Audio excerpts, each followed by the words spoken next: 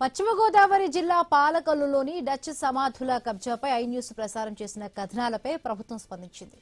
RTI activist Bezawada Durgaprasad చేస్తున్న పోరాటాన్ని I news వెలుగులోకి తెచ్చింది. ఆక్రమణల చెరలో ఉన్న డచ్ సమాధుల్లోని అక్రమ కట్టడాలను కూల్చివేయాలని ప్రభుత్వం కీలక ఆదేశాలు జారీ చేసింది. ఆక్రమణలను వెంటనే తొలగించాలని జిల్లా కలెక్టర్, జిల్లా మెజిస్ట్రేట్ కు ప్రత్యేక అధికారాలు ఇస్తూ ఉత్తర్వులు జారీ చేసింది.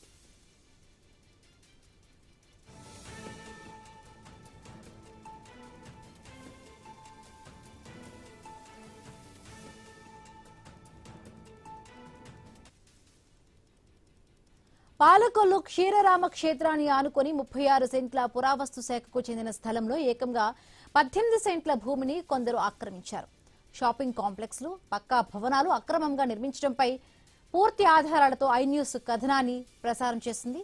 పాలకొల్లులోని టౌన్ సర్వే నెంబర్ 518లో ఉన్న డచ్ సమాధుల భూమిని జీవో నెంబర్ 313 ప్రకారం ప్రభుత్వం రక్షిత ప్రాంతంగా ప్రకటించింది. ఆక్రమణలు నిజమేనని పాలకొల్లు మున్సిపల్ కమిషనర్, తహసీల్దార్ స్పష్టం చేశారు. నివేదిక ప్రభుత్వానికి పంపామని, ఆదేశాల కోసం ఎదురు చూస్తున్నట్టుగా తెలిపారు.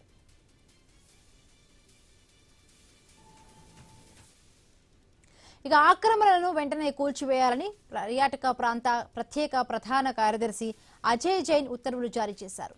ఏపీ ప్రాచీన చారిత్రక కట్టడాలు పురావస్తు ప్రదేశాల చట్టం 1960లోని సెక్షన్ 9(2) రూల్ 35 ప్రకారం అక్రమ కట్టడాలను కూల్చివేయాలని తెలిపారు.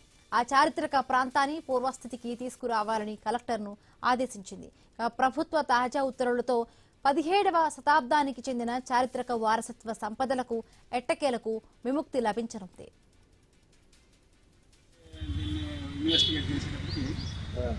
ఆటోమేటిక్ ఏంటంటే 7 ఫీట్ కాదండి, 10 ఫీట్ 11 ఫీట్ అక్కడికి వెళ్ళినప్పుడు చూసి ఇవన్నీ ఏంటంటే చూస్తే యాక్చువల్గా ఇది నేను స్టార్ట్ చేసినప్పుడు